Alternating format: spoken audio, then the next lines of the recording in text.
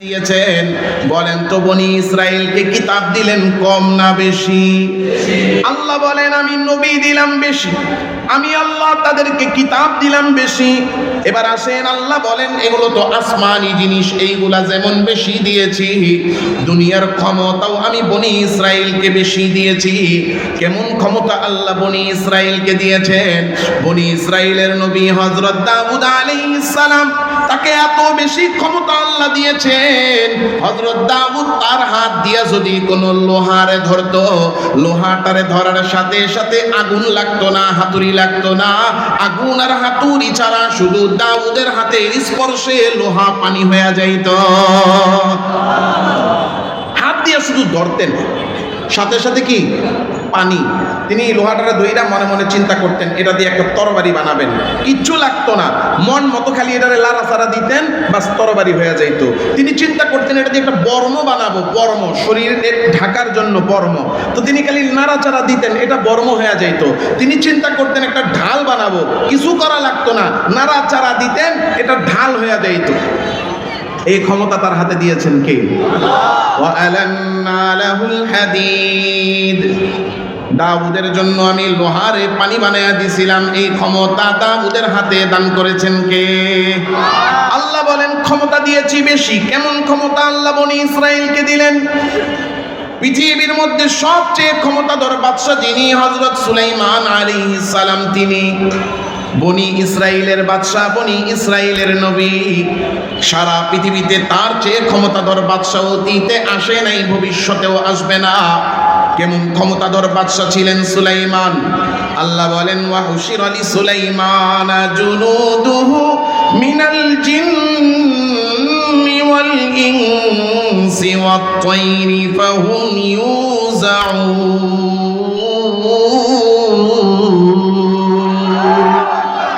আল্লাহ বলেন সুলাইমান রে, এমন ক্ষমতাওয়ালা বাদশা আমি বানাইছি, পৃথিবীর যত মানুষ ছিল সব মানুষের বাদশা সুলাইমান। শুধু মানুষ না, বরং যত জিন আছে ওই জিনদের বাদশাও সুলাইমানকে বানাইছেন কে? আল্লাহ বলেন এগুলোর তো আকল আছে, বিবেক আছে। বিবেক সম্পন্ন প্রাণী হলো দুইটা, একটা হলো মানুষ আর একটা হলো জিন। এই দুই জাতির বাদশা সুলাইমানকে বানাইছেন। আল্লাহ বলেন এই দুইটা তো বিবেক সম্পন্ন। বিবেক ছাড়া যেই প্রাণী আছে, আকাশে যেই পাখি উড়ে, যাদের কোনো বিবেক নাই, বুদ্ধি নাই, দুনিয়ার মধ্যে বনে জঙ্গলে যেই প্রাণী আছে, যেই প্রাণীর কোনো বিবেক বিবেচনা নাই, আল্লাহ বলেন বিবেক বিবেচনা ছাড়া এই আকাশের পাখি আর বনের পশুর বাদশা সুলাইমানকে বানায়া দিছেন কে? এই চার জিনিস, বিবেক থাকুক আর না থাকুক, এগুলারে নিয়ন্ত্রণ করা যায়। যায় কি যায় না? বনের থেকে একটা বাঘ ধইরা আনে, আইনা খাঁচার মধ্যে বন্দি কইরা এটারে ভালো মতো খাওয়ায়, ভালো মতো এটার লগে মায়া মহব্বত করে, আদর যত্ন করতে করতে করতে করতে এটারে ট্রেনিং দেয়। ট্রেনিং দিয়ে এত বসে আনে, নিয়ন্ত্রণে আনে যে এটারে নিয়ে স্যার কাছে খেলা দেখায়। কথা কন না? আকাশের একটা পাখি, এটার ফাঁদ পাতে, ফাঁদ পাইতা ধইরা আনে, খাঁচার মধ্যে ঢুকায়, খাওয়ায়, আদর করে, আদর করতে করতে করতে করতে ট্রেনিং দিয়া এটার মুখ দিয়া কথা বের করে। তাহলে যেই জিনিসের বিবেক আছে এটারে তো বাইন্দা ধইরা নিয়ন্ত্রণ করা যায়, যেটার বিবেক নাই ওইটারেও খাওয়ায়া, আদর কইরা, আটকায়া নিয়ন্ত্রণ করা যায়। আল্লাহ বলেন এই নিয়ন্ত্রণাধীন জিনিসের সব কিছুর বাদশা তো সুলাইমানকে বানাইছি। এমন জিনিস যেটাকে নিয়ন্ত্রণ করা যায় না, ধরা যায় না, বাঁধা যায় না, আটকানো যায় না, এই যে বাতাস, এই বাতাসের বাদশাও সুলাইমানকে বানায়া দিয়েছেন। ولسليمان الريح غدوها شهر ورواحها شهر। আল্লাহ বলেন সুলাইমানকে আমি বাতাসেরও বাদশা বানায়া দিছি। সুলাইমান যদি বলতেন বাতাস প্রবাহিত হও, বাতাস প্রবাহিত হতো। সুলাইমান যদি বলতেন বাতাস বন্ধ হও, বাতাস বন্ধ হয়ে যাইত। সুলাইমান যদি হুকুম করতেন ও বাতাস এই পুরো প্যান্ডেল সহ এই হাজার হাজার মানুষকে উড়ায় নিয়ে যাও, এক সকালে পুরো প্যান্ডেল সহ লোকগুলারে বাতাস এক মাসের রাস্তার দূরে নিয়ে যাইত। আবার হুকুম করলে এক বিকালে আরো এক মাসের দূরত্বে নিয়ে যাইত। কারণ এই বাতাসকেও সুলাইমানের নিয়ন্ত্রণাধীন করে সুলাইমানকে বাতাসের বাদশা বানায়া দিয়েছেন কে? আল্লাহ বলেন বনি ইসরাইলকে নবী দিছি, কম না বেশি? জোরে বলবেন, কিতাব দিছি কম না বেশি? ক্ষমতা দিছেন কম না বেশি? আল্লাহ বলেন এইগুলার বাইরে আরেকটা জিনিস যেটা সব মানুষের চাওয়া, দুনিয়াতে আমি আর আপনি যেই রিজিক গ্রহণ করি, খাদ্য গ্রহণ করি, আল্লাহ বলেন রাযাকনাহুম মিনাত তাইয়্যিবাত, পৃথিবীর মধ্যে সর্বোত্তম রিজিক আমি আল্লাহ বনি ইসরাইলকে দিয়েছি। কেমন রিজিক আল্লাহ বনি ইসরাইলকে দিলেন? বনি ইসরাইল হযরত মূসা আলাইহিস সালামের সাথে বাড়িঘর ফালাইয়া ফিরাউনের দৌরানি খাইয়া আল্লাহ হুকুম করছেন চলে যাও মিশর থেকে। মিশর থেকে চলে যাচ্ছেন কারণ ফিরাউন আইসা মেরে ফেলবে। মূসা আলাইহিস সালাম পুরা বনি ইসরাইলকে নিয়ে রওনা হইছেন। বাড়ি ঘর টাকা পয়সা যার যা ছিল সব ফলে। এই একজনও ভলান্টিয়ার নাই এই জায়গায়। এই জায়গার রাস্তাটা বন্ধ করেন, বাচ্চাদেরকে ঢুকতে দিয়েন না, পুরা মাহফিলটা নষ্ট করবে এরা। আল্লাহ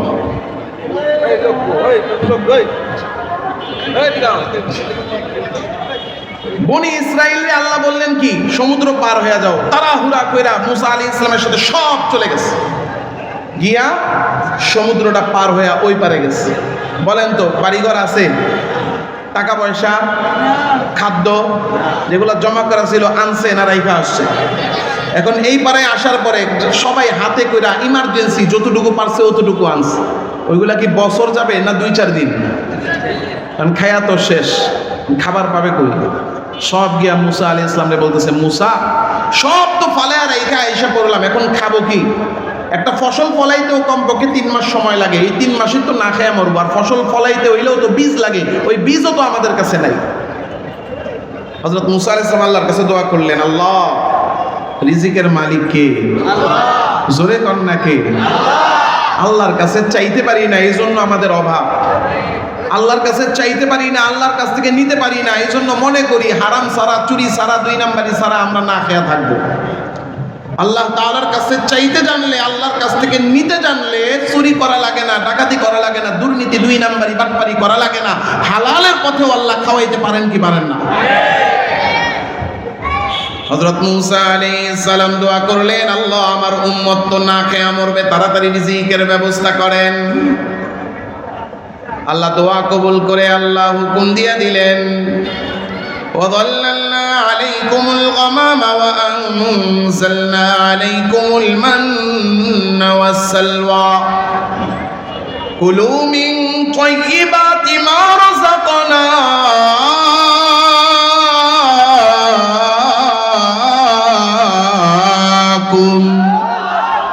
আমার আল্লাহ তাআলা বলে, ও মূসা তোমার দোয়া আমি এমন ভাবে কবুল করলাম, তোমার উম্মতের জন্য রিজিকের দরজা এমন ভাবে আমি উন্মুক্ত করলাম, তোমার উম্মতের কাজও করা লাগবে না, চাষবাসও করা লাগবে না, দুনিয়াতে কর্ম করা লাগবে না।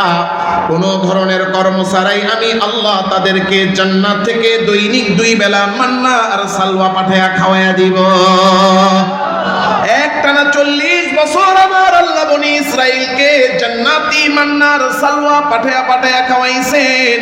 আল্লাহ তাআলা বনি ইসরাইলকে দুনিয়ার নয় জান্নাতি রিজিক দিয়েছেন।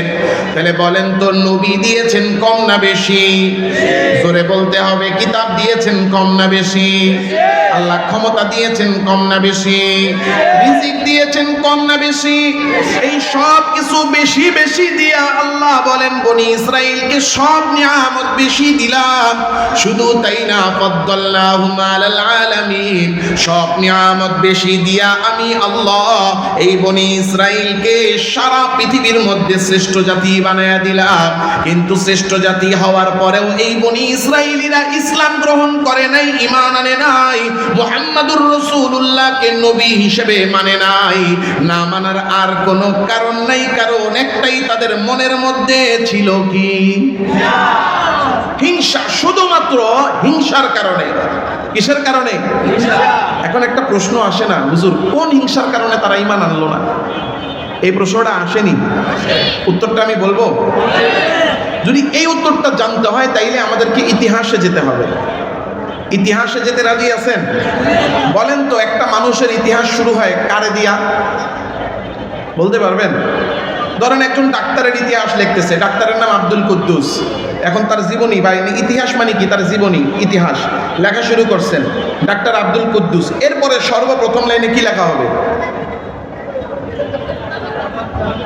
এই তো মাশাআল্লাহ, কিসের নাম? বাবার নাম। কার নাম? কথা কয় না, কার নাম? তাহলে আমরা মুসলমান, আমরা ঈমান আনছি আমাদের নবীর উপরে, মুসলমান নবীর উপরে বনি ইসরাইলীরা যে ঈমান আনলো না, এটার ইতিহাস কি? সেই ইতিহাস জানতে হলে কার কাছে যাওয়া লাগবে? উত্তর দেন না, কার কাছে? বাবার কাছে। কার কাছে? আমাদের বাবাকে, আমাদের মুসলিম জাতির পিতাকে, জোরে বলেন কে? মিল্লাতা আবিকুম ইব্রাহিম,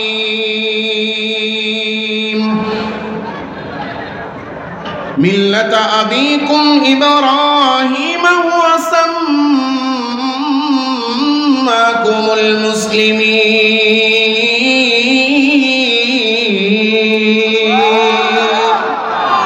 আল্লাহ বলেন তোমাদের জাতির পিতা ইব্রাহিম।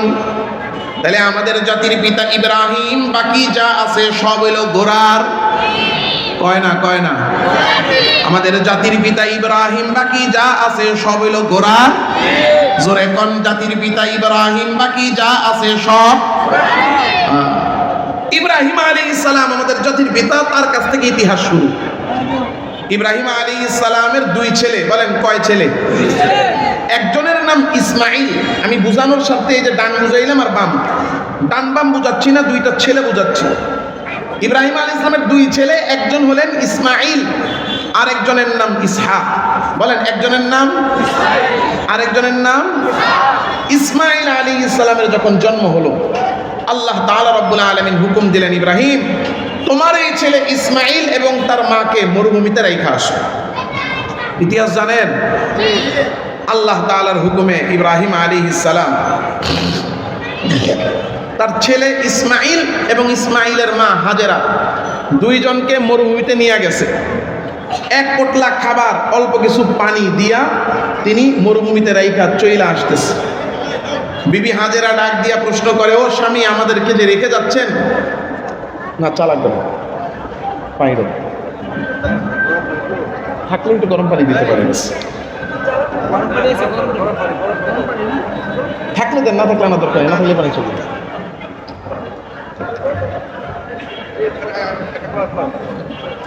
দেখছেন মহব্বত যে বেশি, কথা হয় না। সেরা মানুষের মহব্বত বেশি। পানি চাইছি, গরম পানি দিতেছে, মহব্বত না থাকলে কি কইতো? আওয়াজও দেয় না। আল্লাহ মহব্বতকে কবুল করেন, বলেন আমিন। ইব্রাহিম আলাইহিস সালাম তার ছেলে ইসমাইল এবং বিবি হাজেরাকে রাইখা চইলা আসতেছে। বিবি হাজেরা ডাক দিয়া বলে, মরুভূমিতে রাইখা যাচ্ছেন, এখানে কোনো মানুষ নাই, বাড়ি নাই, গাড়ি নাই, মানুষ থাকার মতো কোনো ব্যবস্থা নাই। ও স্বামী, আমাদেরকে এখানে নিরাপত্তাহীন অবস্থায় আমাদের জীবনরে বাজি রাইখা ফালায় রাইখা যাচ্ছেন, নিজের ইচ্ছায় না, আল্লাহর হুকুমে। ইব্রাহিম আলাইহিস সালাম বলেন আল্লাহর হুকুমে। বলেন কার হুকুমে? মা হাজেরা বলেন ফাকাফা বিনাল্লাহ, তাইলে আমার জন্য যথেষ্ট কে? তাইলে আমার টেনশন নাই, আল্লাহ যেহেতু কইছে মরুভূমিতে ফালায় রাইখা যেতে, আল্লাহ যথেষ্ট। ইব্রাহিম আলাইহিস সালাম চলে গেছেন। একদিন, দুই দিন, তিন দিন, সাথে যেই খাবার আছে, যেই পানি আছে, খাবারও খায়, পানিও খায়। 2, 4, 5 দিন পরে পানি সব খাওয়া শেষ। এখন পানিও নাই, খাবারও নাই, ক্ষুধাও লাগছে, পিপাসাও লাগছে। মা তো বড় মানুষ, মুরব্বী, মায়েদের আবার পেটের মধ্যে ক্ষুধা কম লাগে, ক্ষুধা লাগলেও সহ্য করে, মুখ দিয়া বলে না, পিপাসা লাগলেও সহ্য করে। মা তো সহ্য করতে পারে, কিন্তু ছোট্ট শিশু ইসমাইল তো ক্ষুধার পিপাসা সহ্য করতে পারে না, কান্না শুরু করে দিচ্ছে। ছোট্ট শিশু ইসমাইল যখন কান্না শুরু করে দিয়েছে, মায়ের তো আর সহ্য হয় না, পেরেশান। শিশু ইসমাইলকে পানি পান করাতে হবে, কিন্তু মরুভূমিতে তো পানি নাই, পানি কোথায় পাবে? মরুভূমির মধ্যে ছোটা শুরু করে দিয়েছেন, একবার যায় ডাইনে আর একবার যায় বায়ে, কিন্তু কোথাও তো পানি পায় না। পানির খোঁজ কোথায় পাবো? সামনে তাকায়া দেখেন বড় বড় দুইটা পাহাড়, একটার নাম সাফা আর একটার নাম মারওয়া। মা হাজেরা তাড়াতাড়ি দৌড়ে উঠে গেলেন সাফা পাহাড়ে। সাফা পাহাড়ের উপরে ওইটা ডাইনে বায়ে তাকায়া দেখেন কোথাও পানি নাই। সাফা পাহাড়ে ওইটা কোথাও পানি না পাইয়া আবার তাকে দেখেন ছোট্ট শিশু ইসমাইল কান্না করে। আবার সাফা থেকে না ইমাম মারওয়াতে উঠে ডাইনে বায়ে তাকে দেখে কোথাও পানি নাই, তাকে দেখে ছোট্ট শিশু ইসমাইল কান্না করে, মা কান্না দেখা পেরেশান। আবার সাফায় উঠে আবার মারওয়ায় উঠে কিন্তু কোথাও পানির খোঁজ পায় না। এইভাবে একটা দুইটা করে চক্কর মারে আর তাকে দেখে শিশু ইসমাইল কান্না করে।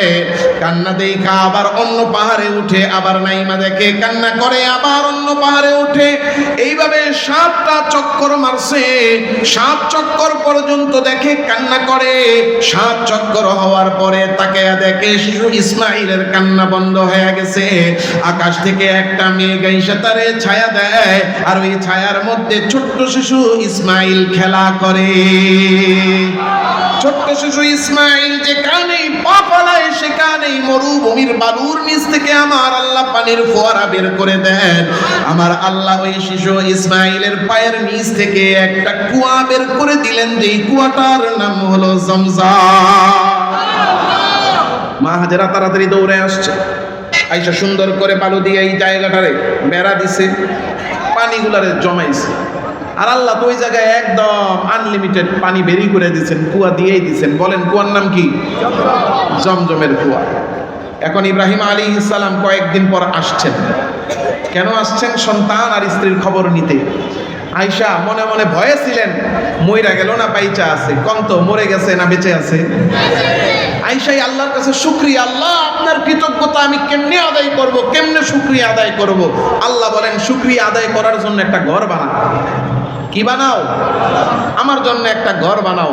ইব্রাহিম আলাইহিস সালাম এই জমজমের কুয়ার পাশেই আল্লাহর ঘর বানাইলেন। বুদ্ধি করে বলেন তো ঘরটার নাম কি? কাবা ঘর। কাবা ঘর বানাইলেন আল্লাহর ইবাদতের জন্য। এখন বানায় আল্লাহর কাছে বলেন, আল্লাহ এইটা তো মরুভূমি, জনমানব শূন্য জায়গা, এই জায়গায় কোনো মানুষ আসেও না থাকেও না, এখানে আপনার ঘর বানাইলাম, কে ইবাদত করবে এখানে? আল্লাহ বলেন কে ইবাদত করবে এটা নিয়ে টেনশন তোমার না, তোমারে আরেকটা কাজ দিই, তুমি সেই কাজ করো। আল্লাহ কি করতে হবে?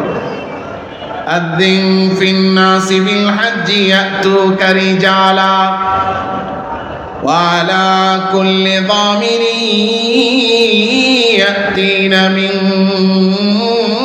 কুল্লি ফাজ্জিন আমিন।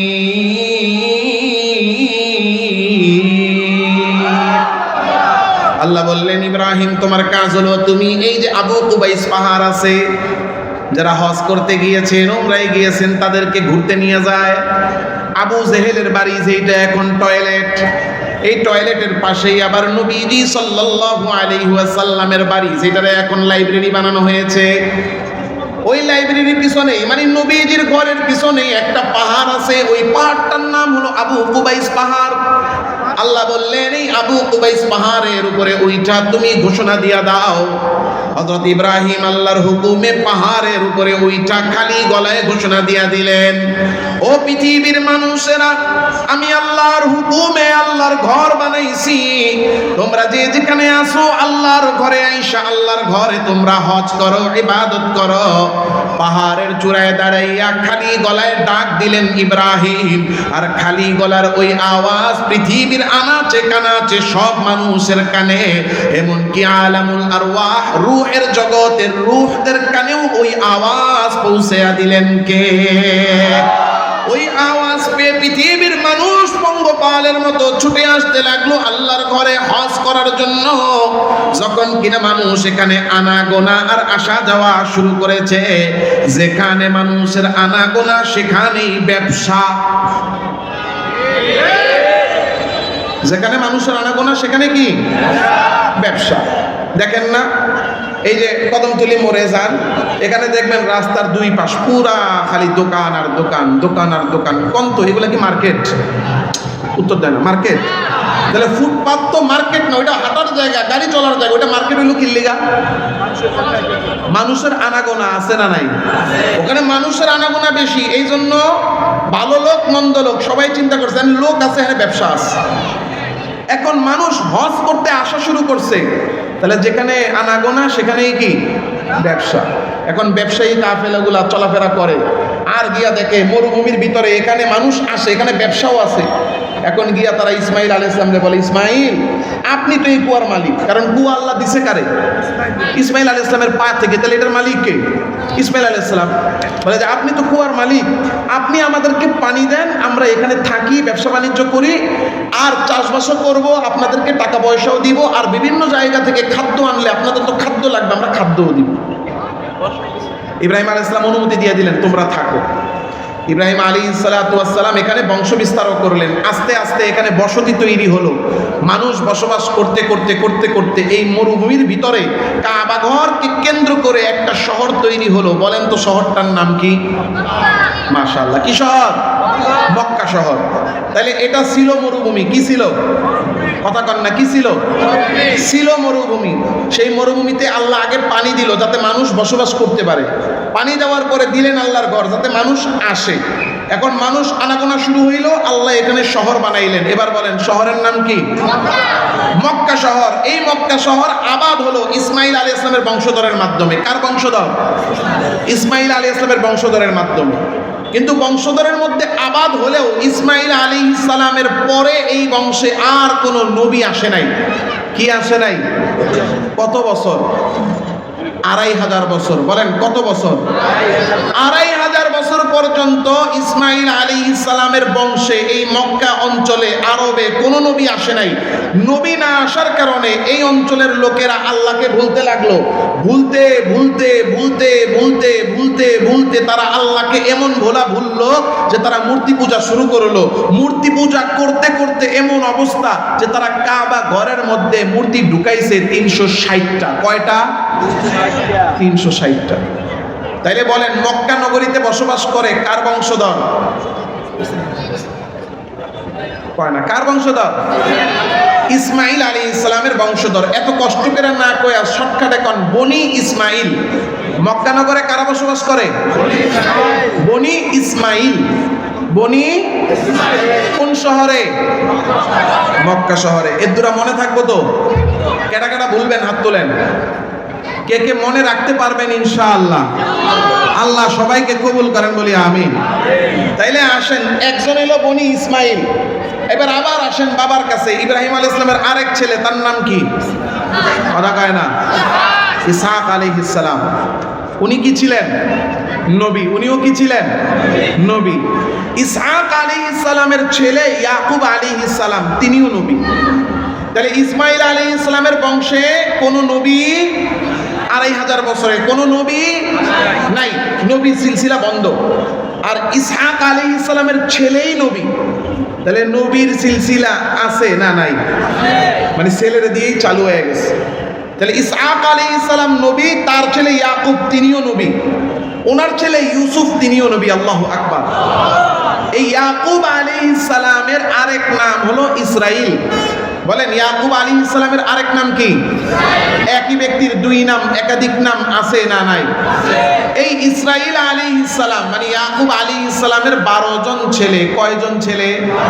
এই 12 ছেলে এবং তার বংশধরকে একসাথে বলা হয় বনি ইসরাইল। বলেন এই ইয়াকুব আলাইহিস সালামের বংশধরদেরকে কি বলা হয়? মানে ইসহাক আলাইহিস সালামের বংশধর কারা? বনি ইসরাইল। এই বনি ইসরাইলে আল্লাহ তাআলা রব্বুল আলামিন নবী পাঠানো শুরু করলেন। কি পাঠানো শুরু করলেন? নবী পাঠানো শুরু করলেন। কম না বেশি? কি শেষ করে দিব আমি এখনই? তাইলে কেমনে একটু সামনে আসছেন কেন? আপনি আদব জানেন না? আমার বয়ানে তো ব্যাঘাত দিয়ে দিলেন।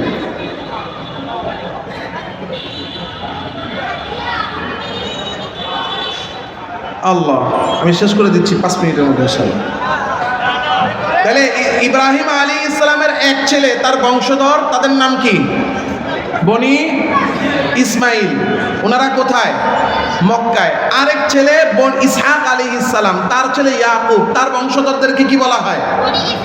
বনি ইসরাইল। বনি বনি ইসরাইল। এইবার বলেন, আগে যা ওয়াজ শুনছেন এটার উপরে বলেন, বনি ইসরাইলের নবী কম না বেশি? কিতাব কম না বেশি? ক্ষমতা কম না বেশি? রিজিক কম না বেশি? এই যে আল্লাহ এত এত নবী আল্লাহ পাঠাইছেন, এই সমস্ত নবীরা যারাই আসতো, বনি ইসরাইলের উম্মতেরা যায় বলতো, ইউসুফ আলাইহিস সালামকে বলতো, ও ইউসুফ, আল্লাহ আপনাকে সারা পৃথিবীর সমস্ত সৌন্দর্যের সবচেয়ে বেশি সৌন্দর্য দিয়েছে, আপনার মর্যাদা কত বেশি? আল্লাহু আকবার। ইউসুফ আলাইহিস সালাম উত্তর দিতেন, আরে আমার সৌন্দর্য দেখে তোমরা মনে করো আমার মর্যাদা বেশি? আরে আমার আর কি মর্যাদা, আল্লাহর সবচেয়ে আসল মর্যাদা পাবেন তো তিনি, আখেরি জামানার আখেরি নবী হবেন যিনি। মুসা আলাইহিস সালামের উম্মত যায় বলতো, মুসা, আল্লাহ আপনাকে কত কত ক্ষমতা দিয়েছেন, আল্লাহ আপনার সাথে কথা বলেছেন, আল্লাহ আপনাকে কত মর্যাদা দিয়েছেন। বলে, আমার মর্যাদা দেখে তোমরা অবাক হও, আমার আর কি মর্যাদা, আল্লাহ সবচেয়ে বেশি মর্যাদা দিবেন তাকে, আখেরি জামানার আখেরি নবী হবেন যিনি, তাকে। সুলাইমান আলাইহিস সালামের কাছে যায় বলতেন, সুলাইমান, আল্লাহ আপনাকে কত ক্ষমতা দিয়েছে, আপনার কত মর্যাদা। তিনি বলতেন, আমার এই ক্ষমতা দেখে তোমরা অবাক হও, এটা আর কি মর্যাদা, আসল মর্যাদা পাবেন তিনি, আখেরি জামানার আখেরি নবী হবেন যিনি। ঈসা আলাইহিস সালামের উম্মত গিয়ে বলতো, আল্লাহ আপনাকে রূহুল্লাহ বানাইছে। কি বানাইছে? আল্লাহ আপনাকে রূহুল্লাহ বানাইছে, বাবা ছাড়া নিজের হুকুমে আপনারে পাঠাইছে, আবার মরা প্রাণীরে আপনি জীবিত করতে পারেন, আপনার কত মর্যাদা আল্লাহ দিছে। এটা আর কি মর্যাদা, আসল মর্যাদা তো হবে তার, আখেরি জামানার আখেরি নবুয়ত হবে যার। ওনার মর্যাদা কি হবে? আখেরি জামানার আখেরি নবীর মর্যাদা কি হবে? আখেরি জামানার আখেরি নবী মর্যাদাবান হবে, এটা বনি ইসরাইলেরা শুনতো তাদের নবীর কাছে। কার কাছে? যত নবী আসছে সবাই বলতো, আমাদের মর্যাদা কিছুই না, সবচেয়ে বেশি মর্যাদা পাবেন কে? আখেরি জামানার আখেরি, কয় না আখেরি জামানার আখেরি নবী। এখন উনি মর্যাদাবান হবেন, কেমন মর্যাদা হবে? এবার তারা তাওরাতে পড়ে, জাবুরে পড়ে, ইনজিলে পড়ে, কি পড়ে? আখেরি জামানার আখেরি নবী, তিনি এমন মর্যাদাপূর্ণ হবেন, যিনি শুধু নবী হবেন না, তিনি রহমাতুল লিল আলামিন হবেন। তিনি এমন মর্যাদাপূর্ণ হবেন, তিনি শুধু নবী হবেন না, সমস্ত নবীদের ইমাম হবেন। তিনি শুধু নবী হবেন না, সমস্ত নবীদের সর্দার হবেন। তিনি এমন নবী, যেই নবী কিয়ামতের ময়দানে সুপারিশ না করলে আল্লাহ বিচার শুরু করবেন না। তার মর্যাদা এত বেশি, তিনি জান্নাতে ঢোকার আগে অন্য কোনো মানুষ তো দূরের কথা, কোনো নবীও জান্নাতে ঢুকতে পারবে না। বনি ইসরাইলিরা কিতাবে এই মর্যাদা পড়তো, আর মনে মনে কামনা করত। কি কামনা করত? যে আল্লাহ এই মর্যাদাপূর্ণ নবীটা আমাদের বংশে পাঠাবেন। এই আখেরি জামানার আখেরি নবীকে নিজেদের বংশে চাইতো কারা? বনি ইসরাইলি। বলেন কারা? বনি ইসরাইলের লোকেরা চাইতো। কিন্তু আল্লাহ তাআলা রব্বুল আলামিন এই আখেরি জামানার আখেরি নবী, আমাদের নবীকে বনি ইসরাইলে না পাঠাইয়া মক্কা নগরীতে আল্লাহ জন্ম দিয়া পাঠাইলেন বনি ইসমাইলে। আল্লাহু আকবার। বনি ইসমাইলে আল্লাহ কেন পাঠাইলেন এই নবীকে? আমাদের বনি ইসরাইলে আল্লাহ কেন পাঠাইলেন না? শুধুমাত্র এই একটা কারণে, যে এত দামি নবী আমরা কেন পাইলাম না? বনি ইসমাইল কেন পাইলো, আমরা না পায়া ওরা কেন পাইলো? শুধুমাত্র এই কারণে, বনি ইসরাইলিরা চিন্ত মুহাম্মদ সত্য নবী, তারপরও ঈমান আনে। আমার কথা না, আল্লাহর কথা। وَدَّ كَثِيرٌ مِّنْ أَهْلِ الْكِتَابِ لَوْ يَرُدُّونَكُم مِّن بَعْدِ إِيمَانِكُمْ كُفَّارًا حَسَدًا مِّنْ عِندِ أَنفُسِهِم مِّن بَعْدِ مَا تَبَيَّنَ لَهُمُ الْحَقُّ। আমার আল্লাহ তাআলা রব্বুল আলামিন বলেন, বনি ইসরাইলিরা চিনতো জানতো মুহাম্মদ সত্য নবী। মুহাম্মদের নবুয়তের প্রমাণগুলো, দলিলগুলো তাদের সামনে সুস্পষ্ট ছিল। এরপরও তারা মুহাম্মদের উপর ঈমান আনে নাই। কেন আনেন নাই? না আনার আর কোনো কারণ নাই, কারণ একটাই, সেটা হলো তাদের মনের মধ্যে ছিল কি? তাহলে হিংসা এত মারাত্মক গুনাহ, হিংসার কারণে জীবনের শান্তি নষ্ট। হিংসা এত মারাত্মক গুনাহ, হিংসার কারণে ঈমান নষ্ট। তাহলে বলেন তো এখন থেকে হিংসা করব না ছাড়বো? পারবো ইনশাআল্লাহ, পারবো ইনশাআল্লাহ। আল্লাহ আমাদের সবাইকে হিংসামুক্ত, একদম ঠান্ডা, স্বাভাবিক, কল্যাণকামী একটা অন্তর আল্লাহ দান করেন, বলি আমিন। হিংসামুক্ত জীবন, হিংসামুক্ত অন্তর, হিংসামুক্ত ঈমান, হিংসামুক্ত আমল আল্লাহ আমাদেরকে দান করেন, বলি আমিন। ওয়া আখিরু দাওয়ানা আলহামদুলিল্লাহ।